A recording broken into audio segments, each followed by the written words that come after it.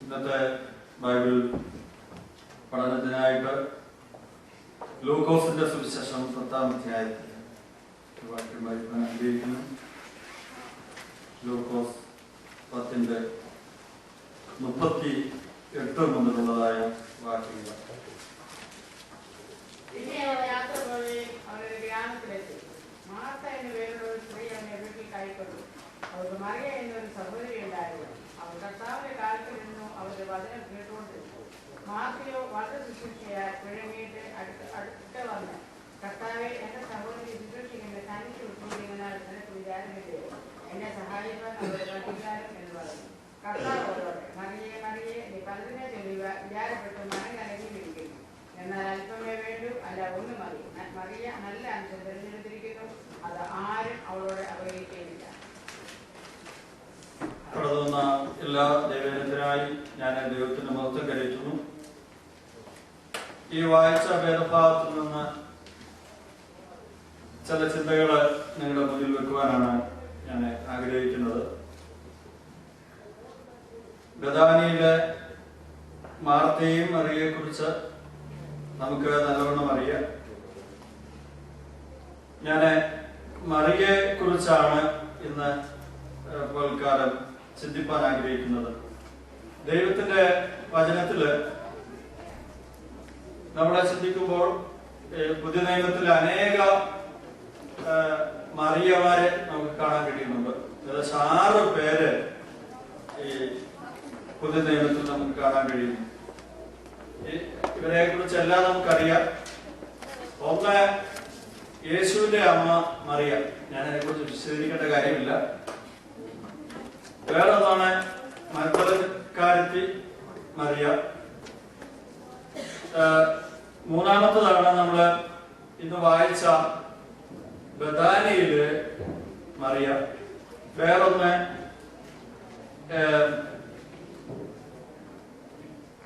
ജെയിംസിന്റെ യാക്കോവിന്റെ അമ്മ മറിയ. മർക്കോസ് സുവിശേഷം 15:40 വാക്യത്തില് കാണാൻ കഴിയും. മർക്കോസിന്റെ സുവിശേഷം 15:40 യാക്കോവിന്റെ അമ്മ മറിയ എന്ന് കാണുന്നുണ്ട്. അപ്പോസ്തല പ്രവൃത്തിയുടെ പുസ്തകത്തില് 12-ാം അധ്യായത്തിൽ 12-ാം വാക്യത്തില് മർക്കോസിന്റെ അമ്മ മറിയ എന്ന് കാണുന്നുണ്ട്. 5-ാമത്തേതാണത്. 6-ാമത്തെ റോമയിലെ ഒരു വിശ്വാസി. റോമാലേഖനം 16-ാം അധ്യായം 6-ാം വാക്യത്തില് റോമയിലെ ഒരു വിശ്വാസിയെ ആയിട്ട് കാണാൻ കഴിയുന്നുണ്ട്. ഇതിനകത്തില് എല്ലാവരെ കുറിച്ചും ചിന്തിപ്പാൻ ആഗ്രഹിക്കുന്നില്ല. 2 പേരെ കുറിച്ച് ഞാൻ ചിന്തിപ്പാൻ ആഗ്രഹിക്കുന്നു. ഒന്ന്, മഗ്ദലക്കാരത്തി മറിയ. മഗ്ദലക്കാരത്തി മറിയയെ കുറിച്ച് പല സംസാരങ്ങളുണ്ട്. അവള് വേശ്യയായിരുന്നു എന്നൊക്കെ പറയുന്നുണ്ട്. എന്നാൽ ദൈവത്തിന്റെ വചനത്തില് മഗ്ദലക്കാരത്തി മറിയ വേശ്യയായിരുന്നു എന്നൊന്നും കാണുന്നില്ല. ലൂക്കോസിന്റെ സുവിശേഷം 8-ാം അധ്യായം അതിന്റെ 2-ാം വാക്യത്തിലാണ് അവളെ കുറിച്ച് നമുക്ക് കാണാൻ കഴിയുന്നത്. 8-ന്റെ 2-ാം വാക്യത്തിൽ ഇങ്ങനെ കാണുന്നു: യേശു അനേകരെ സൗഖ്യമാക്കി. 2-ാം വാക്യത്തിൽ അവനോടുകൂടെ 10 പേരും അവൻ ദുരാത്മാക്കളെയും വ്യാധികളെയും നീക്കി സൗഖ്യം വരുത്തിയ ചില സ്ത്രീകളും 7 ഭൂതങ്ങൾ വിട്ടുപോയ മഗ്ദലക്കാരത്തി മറിയയും ഉണ്ടായിരുന്നു എന്ന് കാണുന്നുണ്ട്. അപ്പോൾ ഈ മഗ്ദലക്കാരത്തി മറിയയെ കുറിച്ച് പറയുന്നത് അവൾ ഭൂതബാധയായിരുന്നു. അവിടെ ഉള്ളിൽ 7 ഭൂതങ്ങൾ ഉണ്ടായിരുന്നു എന്ന് കാണാൻ കഴിയുന്നുണ്ട്. ഈ മഗ്ദലക്കാരത്തി മറിയ 7 ഭൂതങ്ങൾ നിറഞ്ഞവളായിരുന്നു. എന്നാൽ യേശു സൗഖ്യമാക്കി. യേശുവിനാൽ സൗഖ്യം പ്രാപിച്ച അനേകരുണ്ട്. ചിലര് സൗഖ്യം പ്രാപിച്ച ഉടനെ വിട്ടുപോയവരുണ്ട്. എന്നാൽ ഈ സ്ത്രീയെ കുറിച്ച് നമ്മൾ കാണുന്നു, ഇവിടെ കർത്താവിൽ നിന്ന് വിടുതൽ പ്രാപിക്കുക മാത്രമല്ല, പിന്നീട് കർത്താവിന്റെ മുന്നോട്ടുള്ള ഗമനത്തിലൊക്കെ കർത്താവിനെ റെസ്പെക്ട് ചെയ്തു പോകുന്നതായിട്ടൊക്കെ നമുക്ക് കാണാൻ കഴിയുന്നുണ്ട്. യേശുവിനോട് കൂടെ 12 ശിഷ്യന്മാരായിരുന്നു. യേശുവിനെ ക്രൂശിക്കുവാൻ പിടിച്ചപ്പോൾ അവരെല്ലാം വിട്ടുപോയപ്പോഴും ഈ മന്ദരക്കാരത്തി മറിയ ക്രൂശിന്റെ ചുവട്ടിലൊക്കെ ഉണ്ടായിരുന്നു എന്ന് നമുക്ക് കാണാൻ കഴിയുന്നുണ്ട്. അതിന്റെ മത്തായി സുവിശേഷം 27-56 വാക്യത്തിൽ ആരെങ്കിലും എടുക്കാം, എടുത്തൊന്ന് വായിക്കാം. മത്തായി 27:56.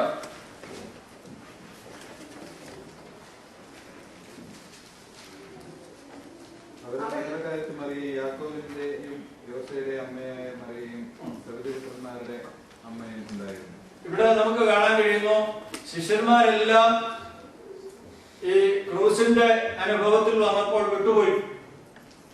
എന്നാൽ വിടുതൽ പ്രാപിച്ച ഈ സ്ത്രീ യേശുവിന്റെ ക്രൂശീകരണ സമയത്ത് അതിന്റെ ചുവട്ടിലുണ്ടായിരുന്നു. പിന്നീട് നമ്മൾ വായിക്കുന്നു, അവിടെ ഈ അതിരാവിലെ കല്ലറയ്ക്കൽ പോയ 3 സ്ത്രീകളില് ഒരുവൾ ഈ മറിയായിരുന്നു എന്ന് മർക്കോസിന്റെ സുവിശേഷം 16-ാം അധ്യായത്തിൽ നമുക്ക് കാണാൻ കഴിയുന്നുണ്ട്. അത് മാത്രമല്ല, യേശു ഉയർത്തെഴുന്നേറ്റതിന് ശേഷം ആദ്യമായി പ്രത്യക്ഷമായത് ഈ സ്ത്രീക്കാണ്. മർക്കോസ് 16-9 വാക്യം കാണാൻ കഴിയും. മർക്കോസ് 16:9.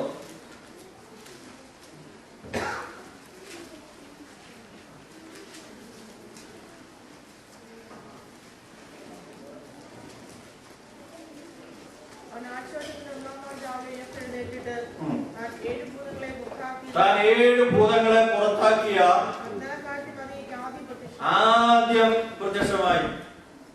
നമുക്ക് സ്നേഹിച്ച ശിഷ്യരുണ്ടായിരുന്നു, കൂടെ വന്ന അനേകരുണ്ടായിരുന്നെങ്കിലും യേശു ആദ്യം പ്രത്യക്ഷമായത് ആർക്കറിയാമോ? ഈ പറയേക്കാം. കാര്യം എന്താ അറിയാമോ? അവൾ വിടുതല പ്രാപിച്ചു. ആ വിടുതലിന്റെ നന്ദി തന്റെ ഉള്ളിൽ ഉണ്ടായിരുന്നു എന്നുള്ളതാണ്. നമ്മൾ പലപ്പോഴും യേശുവിൽ നിന്ന് വിടുതൽ പ്രാപിക്കാറുണ്ട്. എന്നാൽ നമ്മുടെ ജീവിതത്തിൽ എത്രമാത്രം നന്ദിയോടെ ദൈവത്തെ സ്തുതിപ്പാൻ കഴിയും. അവൾ ആ നന്ദി ഉള്ളിൽ വെക്കുക മാത്രമല്ല, മറ്റുള്ളവരെല്ലാം യേശുവിൽ നിന്ന് മാറിപ്പോയപ്പോഴും ആ ക്രൂശിന്റെ ചുവടോളം മറ്റുള്ളവരെ ഭയപ്പെട്ടു മാറിയപ്പോൾ ഭയമില്ലാതെ യേശുവിന്റെ ക്രൂശിന്റെ ചുവട്ടിൽ വരുവാനിടയായി. നമുക്ക് യേശുവിന്റെ കല്ലറയ്ക്ക് പോയി ഇങ്ങനെ കാണുന്നത്, അതിരാവിലെ ഇവരെന്ത് ചെയ്തു? ഈ സ്ത്രീകളെ കല്ലറയ്ക്ക് പോയി കാണുന്നു. ഈ കല്ലറയുടെ അടുത്തൂടൊക്കെ നാട്ടിലൊക്കെ ആണെങ്കിൽ പകല് പോലും പലർക്കും പോവാൻ ഭയമാണ്. എന്നാൽ ഈ സ്ത്രീകള് അധികാലത്ത് ഇരുട്ടുള്ളപ്പോൾ, നന്നായി ഇരുട്ടുള്ളപ്പോൾ, അപ്പൊ അവിടെ ചെന്നപ്പോ തോട്ടക്കാരനാണ് എന്ന് പറഞ്ഞ് ഒരു വന്നപ്പം ഇവര് പറയുന്നുണ്ട്,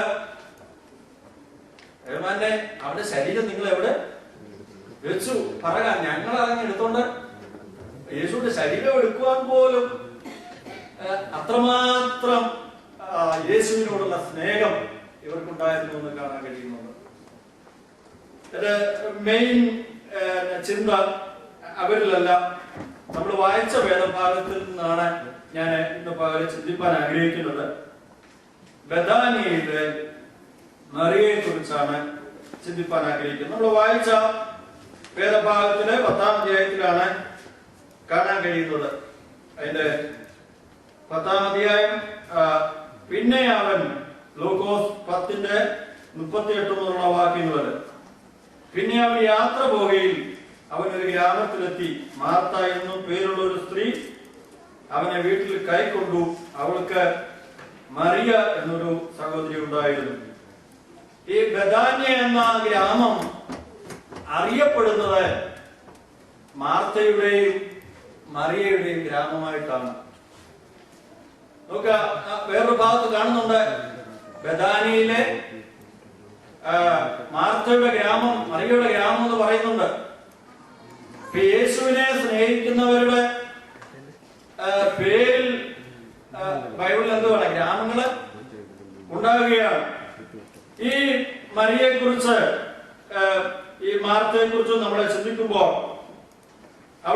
39 വാക്യത്തിൽ നമ്മൾ വായിക്കുന്നു, അവൾക്ക് മറിയ എന്നൊരു സഹോദരി ഉണ്ടായിരുന്നു. അവൾ കർത്താവിന്റെ കാൽക്കൽ ഇരുന്ന് അവന്റെ വചനം കേട്ടുകൊണ്ടിരുന്നു. മാർത്തയുടെയും മറിയയുടെയും ഭവനത്തിൽ യേശു ചെന്ന വചനം ശുശ്രൂഷിച്ചുകൊണ്ടിരുന്നു. 40 വാക്യത്തില് മാർത്തയോ വളരെ ശുശ്രൂഷയാൽ കുഴങ്ങിയിട്ട് അടുക്ക വന്നു. കർത്താവേ, എന്റെ സഹോദരി ശുശ്രൂഷയ്ക്ക് എന്നെ തനിച്ചു വിട്ടിരിക്കുന്നതിന് നിനക്ക് വിചാരമില്ലയോ എന്ന് പറയുകയാണ്. ഞാൻ ഈ ഭാഗം ഇങ്ങനെ ചിന്തിച്ചപ്പോൾ, മാർത്തയും മറിയയും 2 സഹോദരിമാരാണ്. യേശു ശിഷ്യന്മാരും അവർ വീട്ടിൽ വന്നിരിക്കുകയാണ്. യേശു വരുന്നോന്ന് അറിഞ്ഞപ്പോഴേ യേശുവിനും ശിഷ്യന്മാർക്കും ഒക്കെ ആഹാരം ഒരുക്കേണ്ട കാര്യങ്ങളൊക്കെ അവരെന്ത് ചെയ്തു, ഇങ്ങനെ ക്രമീകരിച്ചു. ഇപ്പൊ തലേദിവസേ പറഞ്ഞാണ്, നീ ഇന്നത് ചെയ്യണം, ഞാന് ഇന്നത് ചെയ്യാം. എന്നാൽ യേശു വന്നു കഴിഞ്ഞപ്പോൾ മറിയ എന്ത് ചെയ്തെന്നറിയാമോ? യേശുവിന്റെ അടുക്കൽ വന്ന് വചനം എന്ത് ചെയ്തുകൊണ്ടിരിക്കുക, കേട്ടുകൊണ്ടിരിക്കുക. മാർത്ത ഇങ്ങനെ നോക്കിക്കാണും, എന്റെ സഹോദരി എപ്പോഴെങ്കിലും എന്നെ വന്നൊന്ന് സഹായിക്കും. എന്നാൽ ഇവള് കണ്ണുകൊണ്ട് നോക്കുന്നുണ്ട്, എന്നിട്ടൊന്നും മറിയ എന്ത് ചെയ്യുന്നില്ല, ശ്രദ്ധിക്കുന്നില്ല. മാർത്തക്ക് അങ്ങ് വളരെ ഭാരമായി. ഇങ്ങനെയാണല്ലോ നമ്മുടെയൊക്കെ ഭവനങ്ങളിലും. 2 പേരുണ്ടെങ്കിൽ ജോലികൾ 2 പേർക്കൂടെ ചെയ്തിരിക്കുക, വീതിച്ചു കൊടുക്കുക.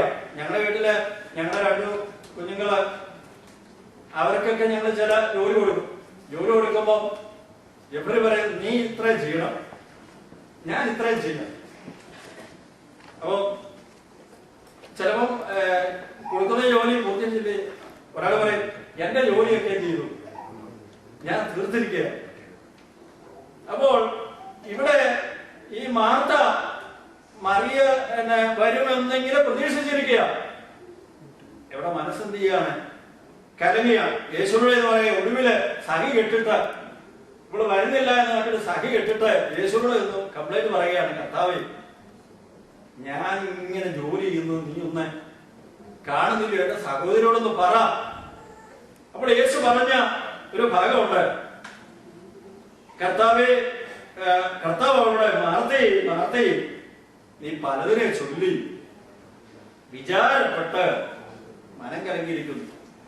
അപ്പൊ ഈ സമയത്തിനുള്ളിൽ അവരുടെ ചിന്ത പല രീതിയിൽ പോയി. അതാ കർത്താവ് പറഞ്ഞത്, നിന്റെ മനം ചെയ്തിരിക്കുക, കലങ്ങിയിരിക്കുക. പ്രധാനമായിട്ട് ഇതാണ്, അവളെ ഒന്ന് ഹെൽപ്പ് ചെയ്യുന്നില്ല എന്നുള്ള ചിന്തയിൽ അവളെ മനം കലങ്ങിയത്. ഇപ്പോഴൊക്കെ നമ്മുടെ മനം ഒന്ന് കലങ്ങാൻ ചെറിയ കാര്യം ഒന്നും വേണ്ട. ഏതെല്ലാം രീതിയിലാണ് നമ്മുടെ മനം കലങ്ങുന്നത്? ഈ രാവിലെ ചർച്ചിലോട് വരുമ്പം ഏത് സാരി ഉടുക്കണം, ഒരു സാരി കർത്താവ് പറഞ്ഞൊരു കാര്യമുണ്ട്, നിങ്ങള് എന്തുടുക്കും, എന്ത് തെഞ്ഞു വന്നൊന്നും ശരീരത്തിനായിട്ട് എന്ത് ചെയ്യരുത്, വിചാരപ്പെടരുത്. ഇപ്പോഴാണെങ്കിൽ കലങ്ങുന്ന ഏതാണ് ഉടുക്കേണ്ടത്? നമ്മുടെയൊക്കെ ജീവിതത്തിലെ അനുഭവം നോക്കുമ്പോൾ ഒരു കാലത്ത് സ്കൂളിലൊക്കെ പോകുമ്പോൾ ചിലപ്പോ ഒരാഴ്ചയില് ഒരു ഡ്രസ് കൊണ്ടൊക്കെ ആയിരിക്കും ചിലപ്പോ എന്തിരിക്കുന്നത്, പോയിക്കൊണ്ടിരുന്നത്. ഒരു ഡ്രസ് കീറി കഴിഞ്ഞായിരിക്കാം അടുത്തത് വാങ്ങിച്ചു തരുന്നത്. അത് വാങ്ങിച്ചു തരണമെങ്കിൽ എത്ര ദിവസം പറയണം? എന്നാൽ എത്ര ദിവസം പറഞ്ഞെങ്കിലാണ് ഒന്ന് വാങ്ങിച്ചു തരുന്നത്? പുതിയ ഉടുപ്പൊക്കെ കിട്ടുമ്പോ എത്ര സന്തോഷമെന്നറിയാമോ? സ്കൂളിലൊക്കെ പോയി. എന്നാൽ ദൈവം നമ്മുടെ സ്ഥിതികൾക്കെല്ലാം എന്തു വരുത്തി? മാറ്റം വരുത്തി. ഇപ്പൊ നമ്മള് ചിന്താഗരപ്പെടുകയാണ്, ഏതാണ് ഉടുക്കേണ്ടത്? സാരി ഉടുത്തു കഴിയുമ്പോ സാരിക്ക് ചേർന്ന സ്ലൈഡ്. ഞാൻ സഹോദരിമാരും ഉണ്ട്. ഇവിടെ ഒന്നുമല്ല, ഏത് ക്യൂട്ടക്സ് ഇടണം, ഏത് ലിപ്സ്റ്റിക് പരട്ടണം, നമ്മുടെ കാര്യമല്ല, ഞാൻ മൊത്തത്തിലുള്ള കാര്യങ്ങളാ പറഞ്ഞത്. അപ്പൊ ഇതിന്റെ പേരിൽ നമുക്ക് മനം കലക്കാൻ വലിയ കാര്യങ്ങളൊന്നും വേണ്ട. ഇപ്പൊ പല രീതിയിൽ മനം കലങ്ങുകയാണ്. നാളെ ജോലി ഉണ്ടാകുമോ? കഴിഞ്ഞ ദിവസങ്ങളിലൊക്കെ ഞങ്ങളുടെ കമ്പനിയിൽ ഒത്തിരി പേരെ പിരിച്ചുവിട്ടു. രാവിലെ അങ്ങോട്ട് ചെന്നപ്പോൾ ഓരോരുത്തർ പേര് വിളിക്കുക. രാവിലെ ജോലിക്ക് വേണ്ടി ചെല്ലുക. അപ്പോൾ ഒരാളിങ്ങനെ പറഞ്ഞു, ഏത് സമയത്താ ജോലി പോകുന്നതെന്ന് അറിയാൻ പറ്റുകയില്ല. അപ്പൊ മനം കലക്കുന്ന ഒത്തിരി കാര്യങ്ങളുണ്ട്. കാര്യമായി നമ്മൾ ചിന്തിക്കുന്ന ഭാരപ്പെടുന്ന കാര്യങ്ങളുണ്ട്, കാര്യമില്ലാത്ത കാര്യങ്ങളുമുണ്ട്. അപ്പോൾ എന്നാൽ കർത്താവ് പറയുന്നൊരു കാര്യമുണ്ട്, നീ മനം കലക്കേണ്ട കാര്യം ഇല്ല. മാർത്തോട് പറയുകയാണ്, നീ പലതിനെ ചൊല്ലി വ്യാകുലപ്പെടുകയാണ്, പലതിനെ ചൊല്ലി, വേണ്ടതിനും വേണ്ടാത്തതിനും. ഇപ്പൊ മറിയ സഹായത്തിന് ചെല്ലാത്തത് കൊണ്ട് അവളങ്ങ് ചിന്തിച്ചങ്ങ് ഇവിടെ യേശു പോയി കഴിയുമ്പോ വേണമെങ്കിൽ ഇവർക്ക് രണ്ടെണ്ണം ഒന്ന് കൊടുക്കാമെന്നുള്ള ഒരു ചിന്ത വരെ ഇവിടെ മനസ്സിൽ വന്നു കാണും. യേശു പറയുകയാണ്, മാർത്തേ മാർത്തേ, നീ പലതിനെ ചൊല്ലി വിചാരപ്പെടുന്നു, മനം കലങ്ങിയിരിക്കുകയാണ്. അപ്പം വിചാരപ്പെട്ടാൽ എന്ത് സംഭവിക്കും? മനസ്സെന്ത് ചെയ്യും? കലങ്ങും. എന്നിട്ട് യേശു പറയുകയാണ്, മറിയ നല്ല അംശം തെരഞ്ഞെടുത്തിരിക്കുന്നു. നമ്മുടെ ജീവിതത്തിൽ വരുന്ന പ്രശ്നങ്ങളുടെ നടുവിൽ മനം കലങ്ങാതെ യേശുവിന്റെ സന്നിധിയിലേക്ക് അടുത്ത് ചെല്ലുകയാണെങ്കിൽ നമുക്കെല്ലാത്തിനും ആശ്വാസം. മാർത്തോട് പറയുന്ന അതാണ് ആ ശബ്ദം. നീ പലതിനെ ചൊല്ലി വിചാരപ്പെട്ട് മനം കലങ്ങുകയാണ്. എന്നാൽ ഈ മറിയ ഉണ്ടല്ലോ, അവളെ എന്റെ പാതപീഠത്തിൽ ഇരുന്ന് എന്തിനാ അവിടെ യേശു പറയുന്ന ആ ശബ്ദം ഒന്ന് കേൾക്കുവാൻ. ഞാൻ പറയട്ടെ, യേശുവിന്റെ അടുക്കൽ നാം ചെന്നിരുന്ന് കഴിയുമ്പോ, യേശുവിന്റെ വചനം നമ്മൾ വായിച്ചു കഴിയുമ്പോ നമ്മുടെ ജീവിതത്തിന് എന്നും അത് ആശ്വാസമാണ്. ചെറിയ ചെറിയ വിഷയങ്ങളുടെ നടുവിൽ നമ്മൾ ഭാരപ്പെട്ടിരിക്കാനല്ല, നമ്മളെ ആശ്വസിപ്പിക്കുന്ന ശബ്ദം യേശുവിന്റെ സന്നിധിയിലുണ്ട്.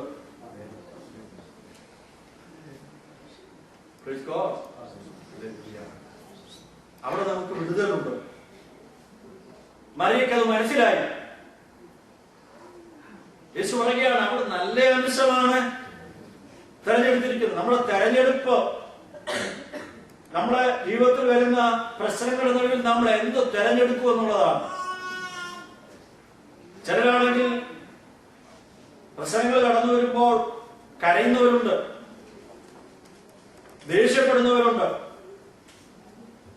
കഴിഞ്ഞ ദിവസം എന്റെ കൂടെ വർക്ക് ചെയ്യുന്ന നച്ചാൻ, അദ്ദേഹത്തിന്റെ ഭാര്യയുടെ ജ്യേഷ്ഠത്തിയുടെ അവർക്ക് അടുത്തൊരു ബന്ധമുള്ള ഒരാളെ, പത്തനംതിട്ട എലവന്തിട്ടയാണ് അവരുടെ വീട്. അവർക്ക് 2 മക്കളാണുള്ളത്. ഒരു മൂത്തമ്മൻ എഞ്ചിനീയറിങ്ങിന് ഈറോഡിൽ പഠിച്ചുകൊണ്ടിരിക്കുകയായിരുന്നു. പരീക്ഷയൊക്കെ കഴിഞ്ഞാൽ ഒരു കൂട്ടുകാരനുമായി ഇങ്ങനെ യാത്ര ചെയ്തപ്പോൾ ഒരു ടെമ്പോ വന്നിടിച്ച് തലച്ചോറെല്ലാം തെറിച്ചു പോകത്തില്ല. ഈ ആഴ്ച നടന്ന സംഭവം എന്നെ ചോദിച്ചു, എന്തുകൊണ്ടാണ് ദൈവം ഇങ്ങനെ ചെയ്യുന്നത്? ഞാൻ പറഞ്ഞു, എനിക്കതിന് മറുപടിയൊന്നുമില്ല. നാം ഭയപ്പെടേണ്ട ഒത്തിരി കാര്യങ്ങളുണ്ട്. അനർത്ഥങ്ങളും ആപത്തുകളും ഒക്കെ നമ്മുടെ ചുറ്റുപാടുകളൊക്കെ നിൽക്കുകയാണ്. ഏതാണ് നമുക്ക് ചെയ്യാനുള്ളത്? എപ്പോഴും യേശുവിന്റെ സന്നിധിയിൽ അടുത്തു വരിക എന്നുള്ളതാണ്. ഈ മറിയയുടെ ജീവിതത്തില് നമ്മൾക്ക് അനുകരിക്കാൻ പറ്റുന്ന ഒത്തിരി കാര്യങ്ങളുണ്ട്. ഇവൾ യേശുവിന്റെ സന്നിധിയിൽ 3 പ്രാവശ്യം ഇരുന്നതായിട്ടാണ് തിരുവനന്തപുരത്തിൽ വായിക്കുന്നത്. ഒന്ന്, യേശുവിന്റെ സന്നിധിയിൽ വചനം കേൾക്കുവാൻ, വചനം പഠിപ്പാൻ അവൾ യേശുവിന്റെ കാൽക്കൽ ഇരുന്നു. അങ്ങനെയാണ് വായിക്കുന്നത്. സഹോദരി ഉണ്ടായിരുന്നു, അവൾ കർത്താവിന്റെ കാൽക്കൽ, 39 വാക്യമാണ്, കാൽക്കൽ ഇരുന്നു, അവന്റെ വചനം കേട്ടുകൊണ്ടിരുന്നു. ഒന്നാമത്, ഈ സ്ത്രീ യേശുവിന്റെ കാൽക്കൽ ഇരുന്നത് വചനം കേൾക്കാനാണ്, വചനം പഠിപ്പാനാണ്. രണ്ടാമത്, ഈ സ്ത്രീ യേശുവിന്റെ കാൽക്കൽ ഇരുന്ന സംഭവമുണ്ട്. യോഹന്നാന്റെ സുവിശേഷം 11-ാം അധ്യായം അതിന് 32-ാം വാക്യം വായിക്കാം. യോഹന്നാൻ 11:32.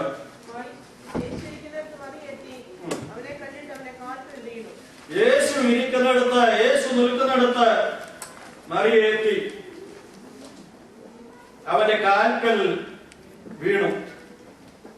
ഈ യോഹന്നാന്റെ സുവിശേഷം 11-ാം അധ്യായത്തിന്റെ ഭാഗം നമുക്കറിയാം. മാർത്തയുടെയും മറിയയുടെയും സഹോദരനായ ലാസർ മരിച്ചുപോയി. ദീനമായി കിടന്നപ്പോൾ തന്നെ ഇവരാളുകളുടെ യേശുവിനോട് പറഞ്ഞു, നിനക്ക് പ്രിയനായവൻ ദീനമായി കിടക്കുന്നു. അപ്പോൾ ഈ ലാസറും യേശുവിന് ആരായിരുന്നു? പ്രിയനായിരുന്നു. എന്നാൽ യേശു നിൽക്കുന്നിടത്ത് തന്നെ നിന്നു. ലാസർ മരിച്ചു. അത് യേശുവിന് അറിയാം. യേശു ശിഷ്യന്മാരോട് പറയുകയാണ്, നമുക്ക് ബഥാനിയിലേക്ക് പോകാം. അങ്ങനെ യേശു ശിഷ്യന്മാരുമായി വന്നു. 11-ാം അധ്യായത്തിൽ നമ്മളെ പഠിക്കുമ്പോൾ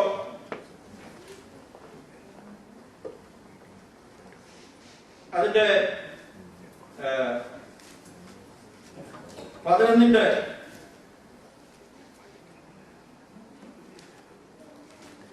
17 മുതലുള്ള വാക്യങ്ങളുമായി.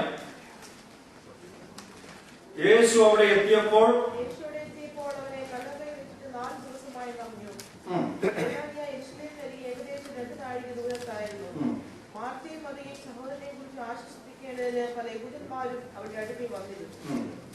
യേശു വരുന്നത് കേട്ടിട്ട് മാർത്ത അവനെ എതിരേൽപ്പാൻ ചെന്നു.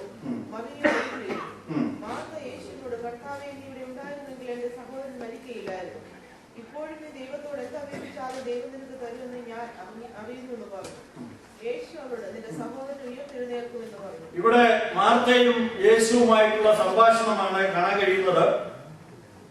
ഈ മാർത്തയ്ക്ക് ദൈവം നല്ലവണ്ണം അറിയാം, ഉയർത്തെഴുന്നേൽക്കുമെന്നറിയാം, യേശു സൗഖ്യമാക്കുവാൻ കഴിവുള്ളവനാണെന്നറിയാം. എല്ലാ കാര്യങ്ങളും മാർത്തയ്ക്ക് നല്ലവണ്ണം എന്ത് ചെയ്യാം, അറിയാം. യേശുവുമായി ഒരു സംവാദം മാർത്ത ഇവിടെ നടത്തുന്നതായിട്ട് കാണാൻ കഴിയുന്നുണ്ട്. എന്നാൽ യേശു 28-ാം വാക്യം വായിക്കുമ്പോൾ 29-ാം വാക്യത്തില് 28-ല മാർത്ത എന്ന് മറിയോട് വന്ന് പറയുകയാണ്, ഗുരു വന്നിട്ടുണ്ട്, നിന്നെ വിളിക്കുന്നു. യേശുവിനെ മാർത്ത എതിരേറ്റിരുന്നു. അവിടെ നമ്മൾ കാണാൻ കഴിയുന്നു, യേശു മാർത്ത എതിരേറ്റെടുത്ത് തന്നെ നിൽക്കുകയാണ്. യേശു ഇവരുടെ ഭവനത്തിലേക്ക് വന്നിട്ട് തന്നെയും യേശു അകത്തോട്ട് വരുന്നില്ല. കാരണം മാർത്ത അവനെ നിൽക്കുക, എതിരേറ്റു. യേശു അവിടെ നിൽക്കുക. യേശു അകത്തോട്ട് വരണമെങ്കിൽ ആര് വിളിക്കണം? മറിയ വിളിക്കണം.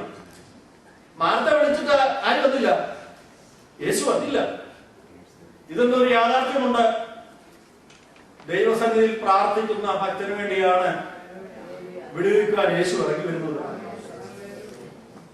മാർത്തയ്ക്ക് വചനം അറിയാം.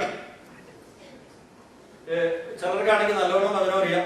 പ്രസംഗിക്കാൻ പോകുമ്പോഴേ ചിലർക്കറിയാം ഈ പ്രസംഗിക്കാൻ പോകുന്നത് എന്തൊക്കെയാണെന്നറിയാം. കണക്റ്റായിട്ടുള്ള വാക്യങ്ങളും ചിലർക്കറിയാം. ചിലവ് പ്രാർത്ഥിക്കുമ്പോൾ ഒരു 10-20 വാക്യങ്ങളും വേണമെങ്കിൽ കോട്ട് ചെയ്തെന്ന് പറയാം. പറയട്ടെ, ആത്മാർത്ഥമായ ദൈവസന്നിധി നിലവിളിക്കുന്നവർക്ക് വേണ്ടിയാണ് ദൈവം ഇറങ്ങുന്നത്. ദൈവത്തിന് പാരാധികയായി ഇരുന്നെന്നറിയാം, വചനം കേട്ടെന്നറിയാം. മാർത്തയ്ക്ക് ഒരു കാര്യം മനസ്സിലായി, ഞാൻ വിളിച്ചാൽ ഒന്നും കർത്താവ് വരികയില്ല. അവിടെ അങ്ങനെ വായിക്കുന്നത്, യേശു അതുവരെ ഉത്തരവാക്യം ഗ്രാമത്തിൽ കടക്കാതെ മാർത്ത അവനെ എതിരേറ്റ സ്ഥലത്ത് തന്നെ ആയിരുന്നു, ഗ്രാമത്തിലോട്ട് കടന്നില്ല. അതല്ല എന്തോന്ന് മാർത്തയുടെ അങ്ങോട്ട് പോയത് തന്നെ യേശുവിന്റെ വരവിനെന്താ ഒരു തടസ്സമോ? അവിടെ തന്നെ യേശു നിൽക്കുക. ഈ മറിയ അങ്ങോട്ട് ചെന്നു. മറിയ എഴുന്നേറ്റ് പോയി. മറിയ ഒന്നും പറഞ്ഞില്ല. മറിയ ചെന്ന് യേശുവിന്റെ കാര്യത്തിലോട്ട് വീണു. മാർത്ത ഒത്തിരി വാക്യങ്ങളൊക്കെ പറഞ്ഞു, ശരിയാണ്. മറിയ ഒറ്റ കാര്യമേ ചെയ്തുള്ളൂ, യേശുവിന്റെ കാൽക്കൽ വീഴുകയാണ്. ആ കാൽക്കൽ വീഴുന്നത് കൊണ്ട് അവിടെ മനസ്സിലെ ചിന്തകളെല്ലാം യേശുവിൽ ഇറക്കി വെക്കുക. യേശുവിന് പിന്നെ വിടുവിക്കാതിരിക്കാൻ കഴിയുകയില്ല. നീ മനസ്സ് ചൂർക്കത്തോടെ യേശുവിന്റെ പാലാന്തി വീണാൽ, നീ ദൈവത്തെ അനുസരിക്കുന്നവനാണെങ്കിൽ, ദൈവത്തിന് വചനം പഠിക്കുന്നവനാണെങ്കിൽ, നിന്റെ കഷ്ടത്തിന് നടുവിൽ നീ അവന്റെ അടുക്കലേക്ക് ചെന്നു കഴിഞ്ഞാൽ അവൻ നിന്നെ ഒരു നാൾ കൈവിടുക.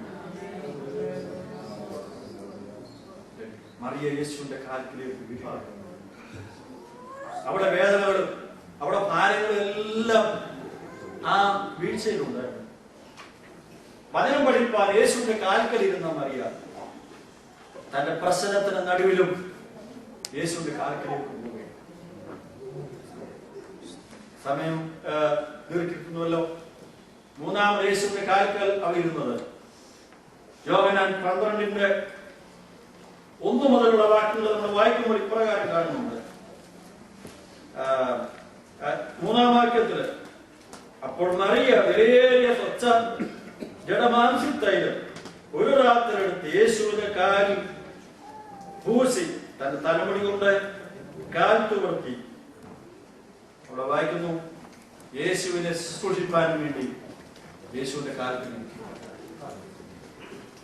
യേശുവിൽ നിന്ന് വിടുതൽ പ്രാപിക്കുന്ന ദൈവജനമേ, നമ്മുടെ ഡ്യൂട്ടിയാണ് യേശുവിനെ ശുശ്രൂഷിക്കുക എന്നുള്ളത്.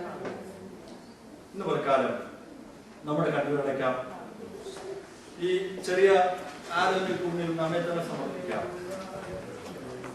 നാം കർത്താവിനോട്, കർത്താവിന്റെ ശബ്ദം കേൾപ്പാൻ നാം അവന്റെ കാര്യത്തിൽ ഇരിക്കുന്നുണ്ട്.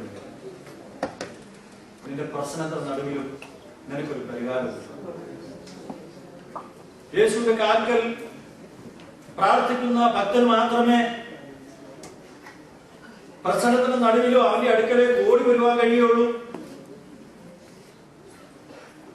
എന്റെ ഹൃദയം ക്ഷീണിക്കുമ്പോൾ ഞാൻ ഭൂമിയുടെ അറ്റത്തുനിന്ന് നിന്നോട് നിലവിളിക്കും.